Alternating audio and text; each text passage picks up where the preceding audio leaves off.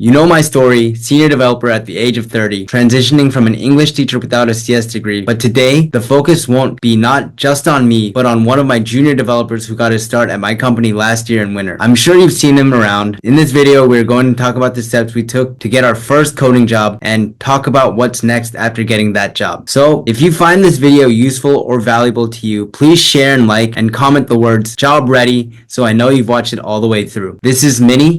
He was a developer. We started him out as an intern at the company I was working at. He was a great addition, and I think you guys have seen him around Discord and a couple other videos. So I'll just let him get started. All right, guys, welcome to the video. This is a new format for me. Thanks for having me on this amazing channel. We're growing. Yeah. So last year I was very new to programming. So I'm a very new developer still. But without Phil, let's just say without Phil, I wouldn't have gotten my start. And pretty much the way it went was I was in a boot camp in Korea. I think it's the same one that Phil went to. And I worked really hard. So I was very close with my teacher at the time, who was also very close with Phil. So through him, his name is Scott. He's also in the Discord. He was my teacher. He was able to connect me to Phil. I guess Phil was looking for junior developers at the time, right? And I was not qualified because I was like fresh out of boot camp and I didn't even know React at the time, right? So, I remember like going to this cafe, right, meeting Phil, and he took out his like pen and paper. He started like writing down notes of like what I've done and stuff like that. Made me like all scared, right? Imposter syndrome like went through the roof at that time. But surprisingly, even though I was not able to like make the cut as like a real junior developer, he did give me an opportunity, like an internship opportunity. So I'm very thankful for that. And I think through that, I learned so much. I was able to share. One thing, you did pass the algorithm test that I gave you though. I did pass it. Yeah, sliding window, remember? Yeah. So I just want to say that. So yes. I did see some potential, you know what I mean? There you go. I'm not a total right, boys. But anyways, I was able to pass that, I guess. I don't even remember that. But yes, just through that, like I was able to shadow Phil and some of the developers that were working there. They were working on a really big social media project, right? Social media application project with like, I don't know, hundreds of thousands of users, right? That were going to be on it. But pretty much like being there on the job, like I learned the things I needed to know. Like I can't absorb all the information at that time right away. But just by observing the stack they were doing, just observing like how they were doing it, the project management to all the meetings and everything, the organization, I was able to like absorb all the information, right, that goes into a company basically. And with that mindset and with that knowledge, I was able to study on my own. I remember like just countless of hours, like just trying to catch up to that level. And I think it was then around like Christmas time that Phil had like a simple website that he needed to make that he actually let me work on it, which really helped me a lot because like I learned how to start a project all the way to deployment. So that really helped me have like the understanding of from start to finish what goes into a full project. And then from there, I was able to finally put something on my resume where it was like actually hosted somewhere, right? I don't know where that went, like the Pulmonar project. I don't know where that went, but I was able to say that, hey, I did this for a company. And from there on, I was able to apply to places. And just because I could say, hey, I worked at this place and I have this product, like I've done it, the hiring process was so much easier afterwards. Like I was able to get opportunity to do the same thing that I did at Phil's company to get my first job. So that's pretty much like the short form story of how everything turned out for me. But pretty much like one of the biggest things I think that really helped me was networking. Without me being friends with Scott, without him being friends with Phil, I would not have been able to get my foot in the door. Before that, I remember like I sent out so many applications, but I wouldn't say like my resume wasn't good enough. I think I had a really good projects on there. It's just that these days, I think networking is like top tier priority for anyone because like I guess like people have trust issues. I don't know, and rightfully so. Like boot camp graduates, maybe they're not good enough. I don't know. I know for sure I wasn't good enough. And without the knowledge that I got from the internship, I wouldn't be able to know exactly where like I stood at the level that I needed to be. So that really helped me. But yeah, networking, without meeting Phil, I wouldn't have been able to get the opportunities afterward. Nice story. That was awesome. I'm glad I could help you on your path because I didn't think I was like that much help, to be honest. Like I was just, I was like focused on my own job. I was like trying to like give you tasks that were going to challenge at the right level like that. that quotes project. Oh yeah. That was That was fun. good. And yeah, the Pulminar.io is actually still up. So if you ever want to check it out, you can check it out. But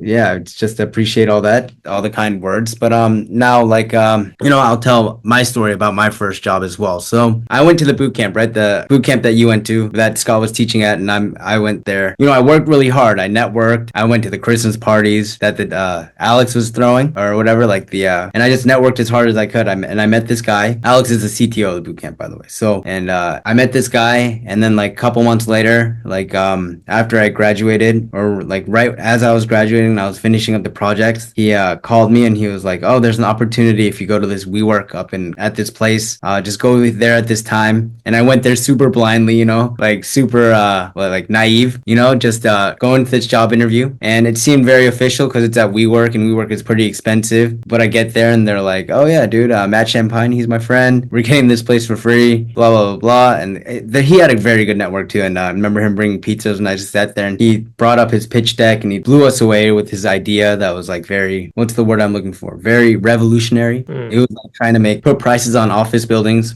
with AI and predict like what prices it would go at. And he was like, "Okay, this has like a lot of interest." But then at the end he was like, "But we have no money and we can't pay you." So that's like I was like building it up, but then like yeah, like it was just an idea at that point. And I remember I had two things going on. That one I could have worked on with pretty high level developers and stuff, so I was like pretty excited. And I got that startup. I put in a startup application to this startup incubator, and I got selected actually. So I remember I had a year long office that was free, so I was like, okay, I can work on both projects and do outsource projects at the same time. So I networked through that startup center, and I was there for like 4 years at this startup center, Seoul Global Startup Center. We used the office, and we used all the resources we could, all the free coffee that we could get, and I worked on both projects. I worked on this tattoo reservation software that I was working on, and then I was working on Xyland, like the real estate company that I was working as. Xyland was getting better and better. I always tell the story,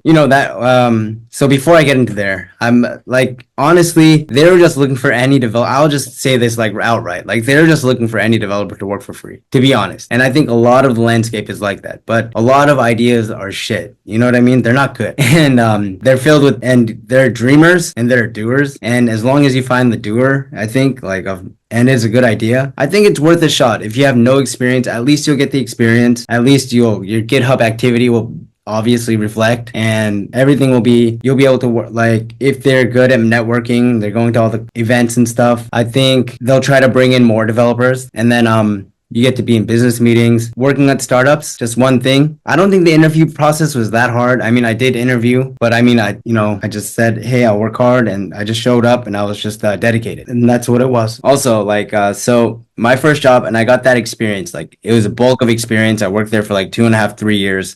We went from an idea of nothing to taking angel investment, building out MVP, building out a working product, making the data sellable to the banks, and it was very interesting, and it was a cool process. It was a shit ton of meetings. But I gained a lot of experience, and I was able to, through my network, get other jobs and opportunities. But yeah, that was my first job, and I was getting about double experience because I was doing outsourced projects as well. Because obviously they didn't have money, so I need to make more money on the side. So I was just doing both and keeping my stomach as full as I could. Yeah, no, I just the common thing between that and my story was I think we were both willing to work almost for free, basically. Yes. Right. To get that, like, I don't know. I think I just want to say one thing. I still did give you a couple $100 out of my pocket.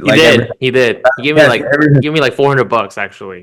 Like every month, no? Or yeah. Yeah, off to the side, he was like, it was a paid internship. Like it was like $400 a month, So Yeah. like I want to talk about like money, but yeah, I didn't feel good about just like free shit. So that's right.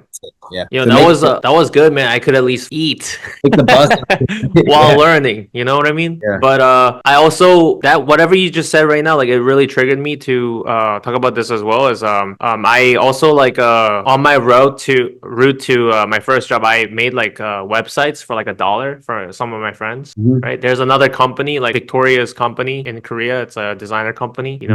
I offer to make a website for free. But for like basically $1. Just to say that I got paid. know? Like that's I want to build on that too, because you don't ever want to do work for free, because that cheapens your skill, right? Right. As long as you can say, "Hey, I got paid for this," it makes it sound more like gives you a little bit more responsibility as Mhm. well, even if Yeah. it's just $1, like you say, right? At least you say you got paid for a project, and Right. you're not lying, right? So that's a really good point, I think, Minnie. Yeah, so I think there's like a fantasy where like, I think 2017 you see all these like YouTubers on like programming as well, programming YouTubers, they like got a very high pay job right away. Mhm. But I think those days are sort of over now, right? Like it's hard to transition right away from even like a college degree to a first paying high paid job, six figures. So I mean, yeah, I guess so. It's be Definitely, it is possible, right? Yeah, But I mean, $100,000 isn't what $100,000 used to be. true. Just in 2017, let's say too. Right, right, right.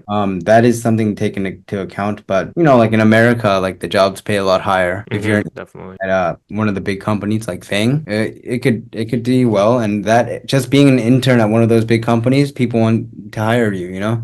Yeah. But I think especially like for me, because I was like 29, 30 when I was like making that conversion, right? Right. And I think anything to grab experience, and just it's not like I want to put like, oh, I made a to-do list on my application or my resume. Exactly. I want to actually put things that are actually things that I'm proud about, that I can say that I did. And when like one thing the interviewer is always going to ask you, like, what is something you're proud about, and what are some like conflicts you had while building it? And it's like a very like it's like, okay, I'm proud about this, but when I built it at first, I built it like shit because I didn't know how to code, but then I refactored it to be better. And as you learn more, I think you can add newer things and like make things more optimized. Mm-hmm. But they're always gonna ask that kind of question, like something you're proud about, and like I think I even asked you that too, Right. You did. So even like what do you like about coding, and then what are some struggles that you feel about coding, or you know what I mean, like, Yeah. and then you have to kind of answer that question pretty well. So that is just foreshadowing for our next like a future video that we're going to do. Yeah. So I think, yeah, I mean, and some advices after getting your first job is just soak it up, man, as much as you can, right? Like Minnie did. So he soaked up all the knowledge that he could get. I basically, if I gave him a task, he'd do it, and no questions asked, And I think that's pretty important to show, because as soon as you start talking back, or Yeah. people are like, dude, I don't even want to teach you anymore. You know what I mean? Like, what? I mean that in like the kindest way. Like, no, like I'll teach you no matter what. But I think, like the senior developer, how they want you to do it is probably how you should do it. Like, it's kind of like a teacher, right? Like if you ask him, hey, why do I have to do long division in this way when I have a calculator or something? They're gonna be like, dude, I'm teaching you this for a reason. Yeah. So just, I think, be open-minded, and don't be stubborn, and just keep trying to move You forward. gotta trust the person that you're working under. Trust process, right? Because even you, like, I remember one instance where one of the other developers, he was a junior developer too, or like a mid developer, Bill. Yeah. Nice guy though. But he was like, why don't you just run live server with your HTML and then run your Express server? And I was like, no, I am teaching him that Node server can run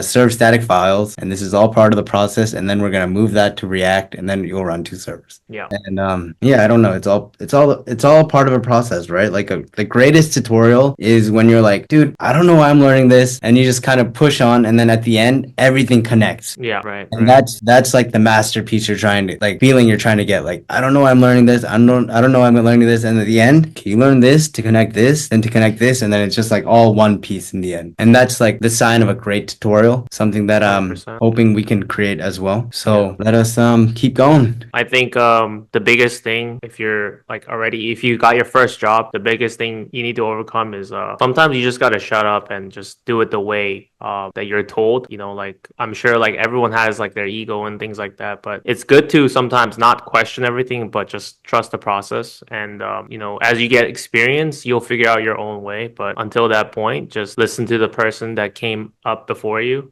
And yeah, I mean, like maybe you'll make some improvements to how they've done it, but until then, just learn as much as you can and just do it the way that they're doing it, because apparently, obviously, they wouldn't be in the position that they're in without having done having learned good practices, right? So just trust it. And there's a quote, I think, I don't know where I got this. But a person who just blindly follows learns and does more than a person who questions everything, right? Mhm. So, I'm not saying like just trust everything, obviously, right? But just do that until you have enough experience as well. So, yeah. Yeah, like I definitely agree with you, but there are places where meetings happen for a reason where you can put Mm, your in. mm-hmm. Those chances will come, right? Right. But while Well, like some tasks are given, mm, you should kind of just do it the way it's done, you know? But you can give your input during like these meetings where your input is allowed. Like or not, like in the right there's a right place and right time for everything. yeah, yeah. I'll say this one more thing. Like, I think the biggest thing that my internship under you got me through, in my first job was like, during those meetings, like, my first company it was like a very small startup. They were making like a cloud server, right? Mhm. I was making like the website for that, marketing for that. But I remember like, their meetings were very disorganized. Mm. So like one of the biggest things I learned from your internship was like how to set up meetings and how to do them properly. So I was able to kind of tell them, hey, can we do it this way? Maybe then like it'll flow better. So already just from those like experiences, not even coding, I was able to kind of insert myself better because I knew like a good workflow that you've taught, right? Mm. Practiced. So like I was able to share that with my company at the time, and they were able to follow that and get more work done. So just like from that alone itself, I think there was a lot of value from just shadowing you and just seeing how you ran your company, right? Mm. So I just wanted to add that in there real quick. That's awesome. Yeah. I mean, there are like handbooks for that, like how to optimize the workflow. Mm-hmm. Definitely, I like take that shit. I take that stuff like very seriously because meetings are time in the end. Yeah. Time you could be coding. Yeah, they actually even gave me like a management position for a little bit too Okay, while I that's was there awesome. because like they made me pretend I was like a senior developer like Uh, at this one of the meetings because their actual senior developer couldn't make it, um, but I was able to speak, right? yeah, So like they put me there, and that's awesome. it wasn't awesome because it was like a 4 hour meeting, bro. But yeah, thank you for that. Like teaching me how to like You say the learned, right things at the right time, basically. you learned it yourself. You're fine. All right. So, conclusion. Yeah. First job is always the hardest one. Once you get your feet in the door, people will be willing to give you more opportunities. Remember, if we can do it, you can do it too. Coding saves Saves lives.